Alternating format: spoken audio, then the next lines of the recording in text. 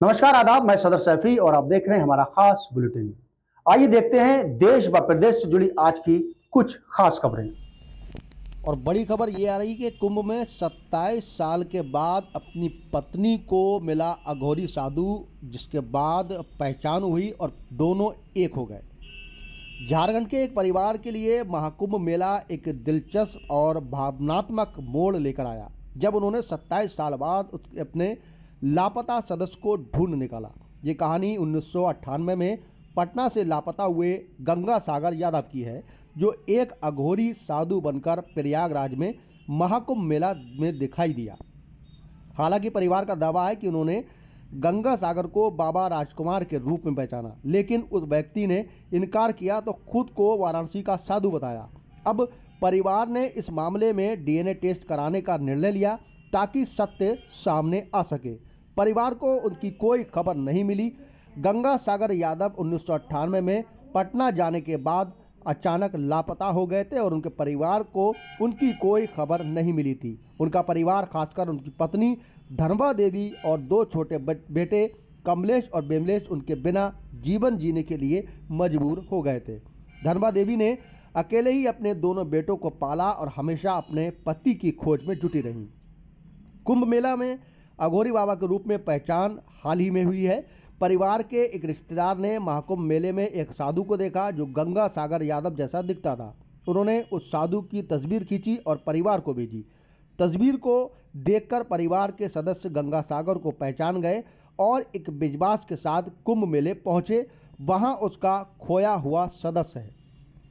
बता दें कि बाबा राजकुमार का इनकार था। जब परिवार के ने बाबा राजकुमार से संपर्क किया तो उन्होंने गंगा सागर यादव के रूप में पहचाना, तो उन्होंने इस दावे की पूरी तरह से खंडन किया। बाबा राजकुमार ने खुद को वाराणसी का साधु बताते हुए कहा कि उनका गंगा सागर यादव से कोई संबंध नहीं है।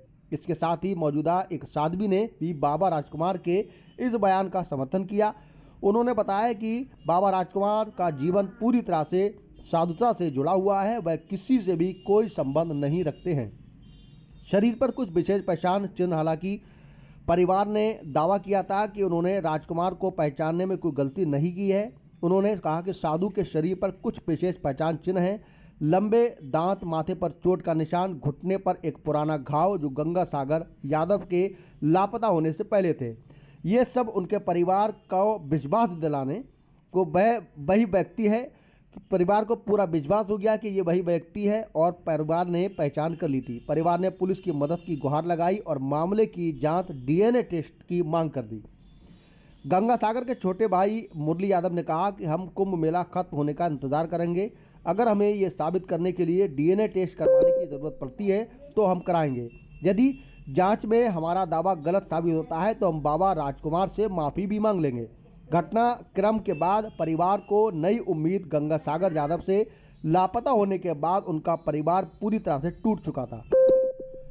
खासकर उनके बड़े बेटे की उम्र लगभग 2-3 साल थी। इस घटना के बाद परिवार को एक नई उम्मीद मिली है, लेकिन वे भी सच का पता लगाने के लिए बेहद संपर्क में हैं।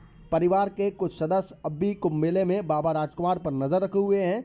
हालांकि कुछ लोग घर लौट चुके हैं। गंगा सागर यादव के परिवार के लिए एक भावनात्मक और दिलचस्प यात्रा रही है और अब ये देखना बाकी है कि डीएनए टेस्ट से क्या सच्चाई सामने आने वाली है।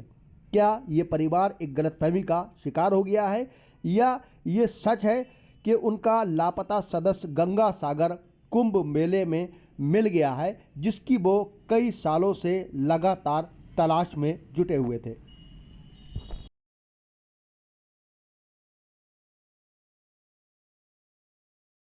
देश व प्रदेश से जुड़ी हर खास खबर के लिए हमारे चैनल को सब्सक्राइब, लाइक व शेयर भी करें।